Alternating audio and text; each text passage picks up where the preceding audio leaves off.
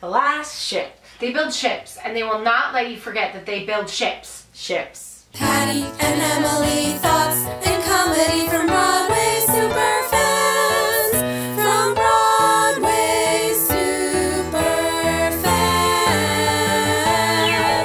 I seriously, like, play a drinking, go see the show and play a drinking game and drink every single time someone says, "We build ships!" It happens so many times. And yet, like, nothing happens in this show. Literally Very little nothing happens.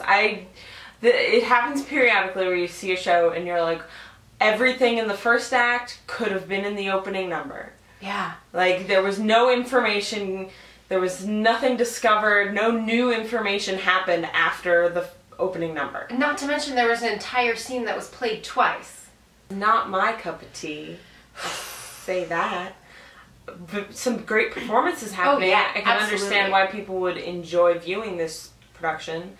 And like the depth of the music wasn't there, but the sound was great. It's something I enjoyed listening to. It doesn't really move the story along or say much, but harmonically it was beautiful. And everything was well performed. And the performances were great. Everything was well performed. Yeah. But yeah, nothing happened.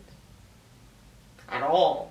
And the things that did happen were very confusing. They didn't make any sense. The whole thing is that the shipbuilding, what's it called? I don't know, a shipyard. That's right, buddy. The whole thing is that the shipyard has been closed because industry. It got cheaper to build ships elsewhere. And all they do in this town, as they'll tell you over and over again, is build ships. And so instead of taking these jobs that are offered to them that are unskilled and probably lower wages, so that really does suck, I'm sorry about that, but instead of doing that, they decided to build one less ship. It made no sense. Like, because we've seen, like, I think this show thought that what it was doing was like Billy Elliot or Kinky Boots, where it was like, we've got to fight back against the man, but it was like, no, you're not on strike, you're not fighting for... Like, the industry is dead. Like, there's no... What are you gonna... Unless it was Kinky Boots, and they're like, we're gonna build sailboats now! Instead of, like... change the industry. They were just like, no, we're gonna build a symbolic last ship. Last ship. And, like, the entire second act was them, like, talking about going out on their ship, and I was like, where are you going? Who's driving the ship? Who's controlling it? Where are you where are you going? Be gone for? Right, there was all this dramatic buildup about her son going on the ship, and he's like, Mom, I want to go on the ship. But like it seemed like everyone in the town, plus the son, was like, I'm gonna go on the ship, we're gonna go chuck that dead body overboard, we're gonna be proud that we built this boat. And then, like, the main character dude, I forgot his name. Gideon. Gideon was like, I'm going away forever. And I was like, you're all going on the same ship. Like, she's like, I don't want you to go out. It was so confusing. And who was driving the ship? Presumably he was. All by himself? He was the only one that had any sailing experience that they told us about. Were they sailing? It's like a ship. You're like, still a sailor. I mean, I think it was probably a steam ship. I think like one or two humans can operate like a sailboat by themselves. It wasn't but a sailboat. One human cannot drive. Like, who's scooping coal in the basement? Who are the stokers? Is that still how ships move? This is the other problem with it. It was in ambiguous time. It was obviously somewhere... supposed to be in the late 70s, 80s? Because that's when those industries really just completely died. And there was that one female ensemble member who was dressed in the 80s. But everything else was sort of vague. The playbill, the setting description did not have a year or a time period. So what kind of ship was it? I don't know. Maybe it was a rowboat. The whole plot about building that ship made no fucking sense. Like, the priest was like, I'm gonna use, my dying wish is to use the funds for, like, the church refurbishment to buy all the ship supplies. But I'm like, whoa, whoa, whoa, whoa, whoa. small town, working class small town, how much money did you have in the collection plate? You had millions of dollars to buy ship supplies.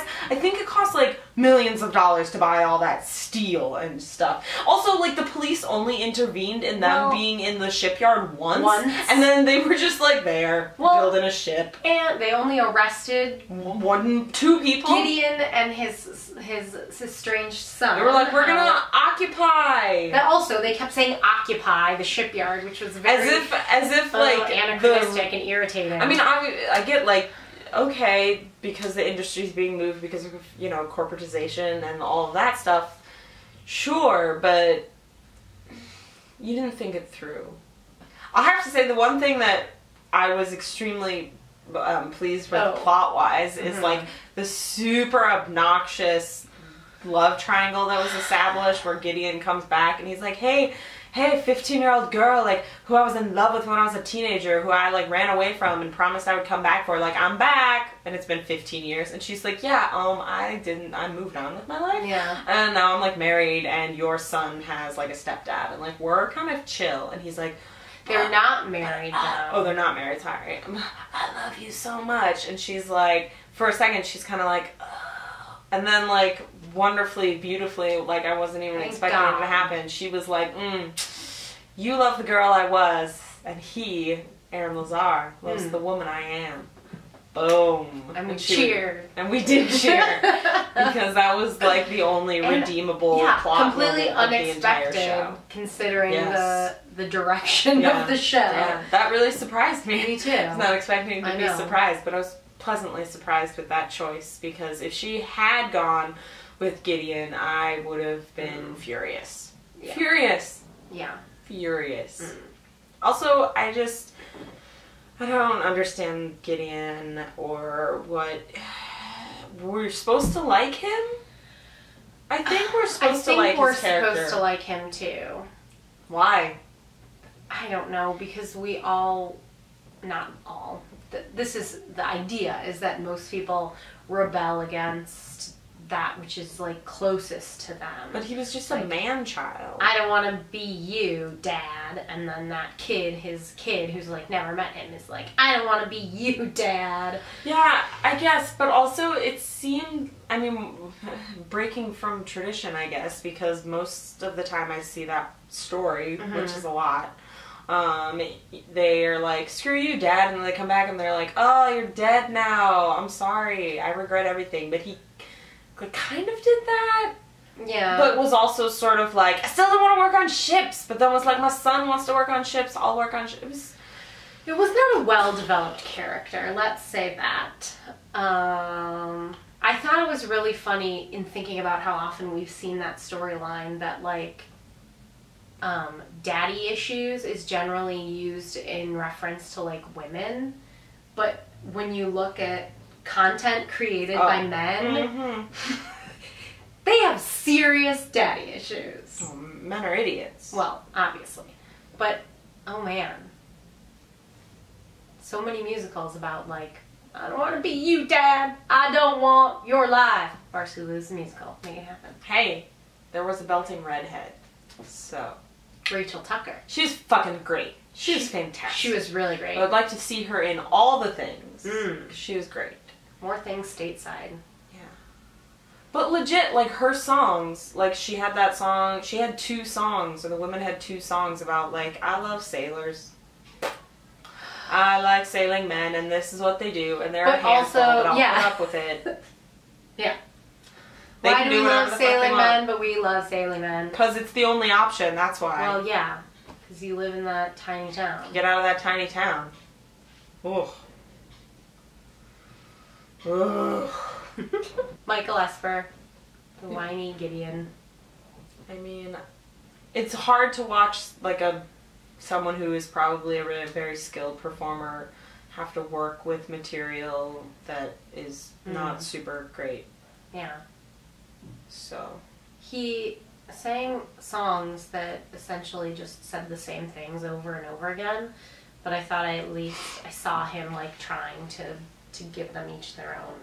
Sure, and I thought he was playing that man-child I'm an adult teenager and I'm angsty thing very well, but like he was playing that well, but that happens to be a character that I fucking hate. Oh yeah. So I hate him, the character, not you. No. Not the actor, not the performer. Which, whether we were supposed to sympathize with him or not, if that's the character he's playing and that's the kind of character that you hate, then he succeeded. Yep. The third point on that triangle, Aaron Lazar. Aaron Lazar was great. Looked good in those weird sweaters they were all wearing. Yeah. There's a lot of sweaters. Character got a bum deal in this show.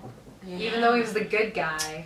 Yeah, I guess I was glad that she picked him, obviously, but it really, really frustrated me that I felt like we were getting both of their, like, he's like, I love you, and I want to take care of you, and I bought you this land, and I want to build you a house.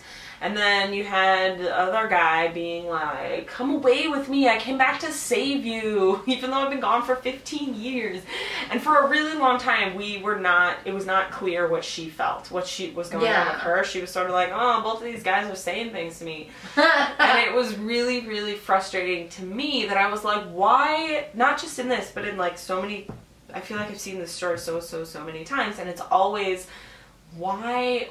Like, what is so not sexy about a guy like Aaron Lazar who's like, I'm gonna build you a house, I'm gonna take care of you and your kid. Like, that is interpreted in media as being like boring and safe, and that she should go with like the one that like there's the idea that the love that he is offering her is a love that is not as good as the guy that's like crazy and out there and it's gonna sweep you off your feet, that's like a more special kind of love. And I was like thinking about that a lot during the show, and it was making me very angry. And I was like, you know what? Aaron Lazar is awesome. I forget what his character's name is, but he's awesome, and he's great, and he's stable, and he is an adult. And girl. But she chose him. She chose him. She did. I feel like they could have, I don't know, made me tolerate the love triangle a little better if maybe she and Aaron Lazar were married, and she sort of had a moment instead of being like, I love this man who loved me as a 15-year-old, instead if it was something like, the father of my child, is he back? And maybe I need to explore that relationship. But instead they made it about, maybe she didn't marry Aaron Lazar because all these 15 years she's kind of been in love with him. Maybe she didn't get married because marriage is dumb. Maybe. And you can have a committed long-term relationship without a fucking piece of paper. She also never said that she would marry him in the end. She just said she would be with him. Which was good. She's a strong, independent lady who knows what she wants. I wish we knew more about her. We got to hear her sing about her feelings. About sailors. Oh, no? Broadway